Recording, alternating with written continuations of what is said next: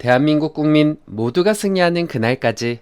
안녕하십니까, 알뜰맨입니다. 3대 지수는 모두 약보합으로 끝났는데요.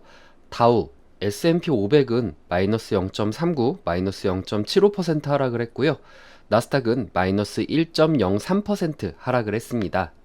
원달러 환율은 1425.40원으로 1400원대를 내려가지는 않는 모습으로 보이기는 하지만 그래도 1440원대 비해서는 내려온 모습을 유지하고 있습니다. 빅스 지수는 0.5% 상승을 했고요.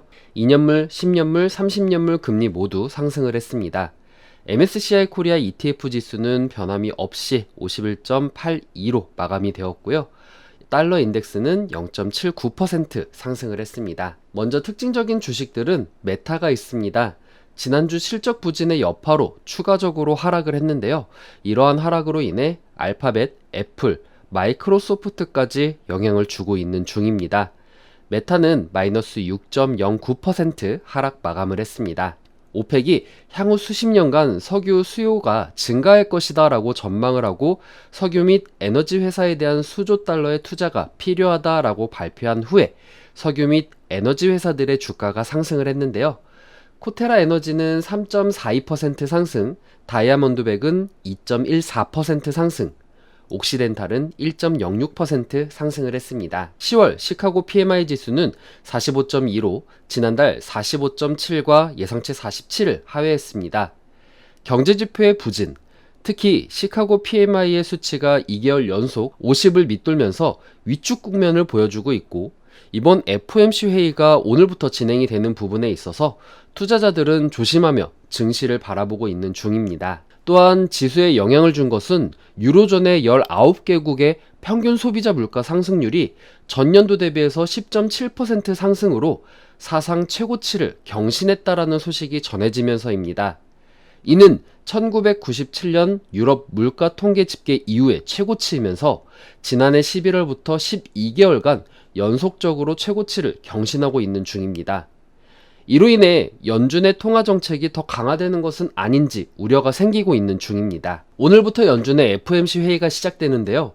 이번 회의에서 연준이 75bp 금리를 인상하는 것은 기정사실인 것처럼 받아들여지고 있으며 이후 12월에는 50bp, 내년 2월, 3월에는 각각 25bp씩 인상될 것으로 예상되고 있습니다. 기업들의 실적이 발표되고 있는 가운데 S&P 500 지수의 절반 이상 기업들의 순이익 증가율은 2.2%로 20년 3분기 때인 마이너스 5.7% 이후에 가장 낮은 수치였습니다. 하지만 실적 발표 기업의 71%가 예상치를 웃도는 순이익을 발표했고 68%가 예상치를 웃도는 매출을 발표하면서 이번 실적은 시장의 예상치보다는 긍정적이다라는 평가들이 있습니다. 이날 바이든 대통령의 연설도 있었는데요. 이날 연설의 핵심은 석유 기업들의 횡재세를 물리는 방안이었습니다. 러시아 우크라이나 사태로 인해 외부적인 요인으로 인한 석유 기업들의 엄청난 수익에 대해 세금을 더 부과하겠다라는 것인데요. 석유업계의 이익 규모는 터무니없다라면서 기록적인 이익이 있음에도 불구하고 미국 국민을 지원하기 위한 약속을 지키지 않았다라는 지적을 하였습니다. AP통신은 바이든 정부가 중간선거를 며칠 앞두고 고유가와 맞서 싸우는 것을 목표로 정하고 있다라고 보도를 했습니다. 금일 원자재 가격은 혼조세를 보여주었습니다. 특히 천연가스는 10.73%로 큰 폭으로 상승을 했으며 이어 밀은 5.98%, 귀리는 5.62% 상승을 했습니다. 아연은 마이너스 5.07% 하락을 했습니다. 패더치에 의하면 연준이 이번 11월 회의에서 금리를 50bp 인상할 확률은 12.2%로 75bp 인상할 확률은 87.8%로 나타났습니다. 12월물 서부 텍사스산 원유 WTI 가격은 전장보다 1.37달러 하락한 배럴당 86.53달러, 1.56% 하락 마감을 했습니다. 중국이 코로나 봉쇄 조치로 인해 중국의 제조업 지표와 서비스 지표가 모두 50 이하인 위축세로 돌아서면서 중국의 경제가 부정적으로 보이며 유가가 하락하는 요인이 되었습니다. 오펙 플러스는 이번 11월부터 산유량을 200만 배럴 감산할 예정입니다. 세계 경기가 둔화 국면에 있으면서 산유국들의 감산은 이어질 전망으로 보여집니다. 다만 오펙 플러스는 이날 글로벌 원유 전망 보고서에서 앞으로 몇 년간 개발도상국들의 인구 증가와 경제 호황으로 석유 수요는 크게 증가할 것으로 예상을 했습니다. 이로 인해 원유 관련주들이 상승을 하는 계기가 되었습니다. 금일 국내 증시는 유료 전의 평균 물가 상승률이 10.7%로 시장에 부담을 주고 있다는 부분과 금일부터 시작되는 FOMC 회의 시작으로 인한 부담, 그리고 경제지표의 부진 등으로 하락 출발이 예상이 됩니다. 다만 미국 시간 기준으로 수요일 회의 결과가 발표되기 때문에 이러한 부분에 있어서 큰 등락을 보이지는 않을 것이라고 생각을 하고, 이런 점에서 오늘 약보합이 예상되기도 합니다.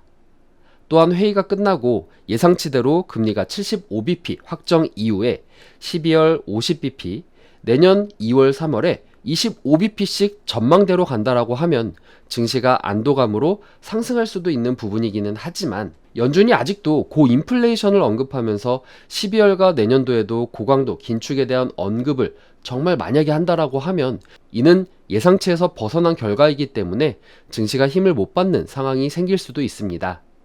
더욱이 다음 주 중간선거를 앞두고 투자자들도 위축될 요인들이 있기 때문에 오늘과 내일 그리고 다음 주까지는 증시가 지지부진한 모습을 보일 것 같다라는 생각도 듭니다. 구독자분들께서도 이 점 참고하셔서 FOMC 회의 이후에 상승에 대해서 베팅하시는 분들이라고 하면 회의 이후까지 매도 시점으로 잡고 단기간의 차익을 노리시는 것도 방법이고, 다음 주 중간선거 및 소비자 물가 등의 발표가 되었을 때 지수가 영향을 받는다라고 하면 이 부분 참고하셔서 투자 계획을 세우시는 것도 좋은 방법이 될 것 같다라는 생각이 듭니다.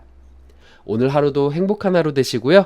오늘 내용 괜찮았다 생각되시는 분들은 하단의 구독과 좋아요, 알람 설정을 눌러주시면 제가 영상을 만드는데 큰 힘이 될 것 같습니다. 오늘도 시청해주셔서 감사합니다.